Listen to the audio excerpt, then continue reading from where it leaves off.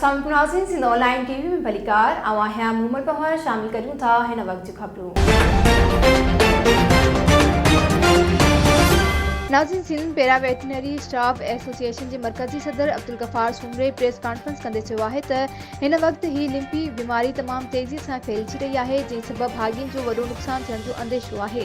Sindh online TV जी reporter नज़ीर सोलंकी मूजिब live stock खातो ॾींहुं राति कोशिश करे रहियो आहे त जीअं हिन बीमारी जो मुक़ाबिलो करे ढोरनि खे बचायो वञे, पर हिन वक्त असां वटि लाइव स्टॉक असिस्टेंट तमाम थोरा आहिनि। इन लाइ असां लाइव स्टॉक खाते जे मिनिस्टर अब्दुल बारी पताफी ऐं सेक्रेटरी लाइव स्टॉक खे अपील था करियूं त सिंध में लाइव स्टॉक असिस्टेंटन जो वॾी तादाद में कोर्स थियल आहे, जेके हिन वक्त बेरोज़गार आहिनि। इन लाइ हंगामी बुनियादनि ते उन्हनि खे आर्डर ॾिना वञनि जीअं हिन विचड़ंदड़ बीमारी जो मुक़ाबिलो करे सघिजे। इन सां गॾु ज़हीर अहमद कबोल, वज़ीर अहमद बांभण, लालदीन सोलंकी, मोहम्मद काबिल सोलंकी, अज़ीज़ुल्लाह खोसो, हिम्मत अली सोलंकी ऐं ॿिया पिणु मौजूदु हुआ।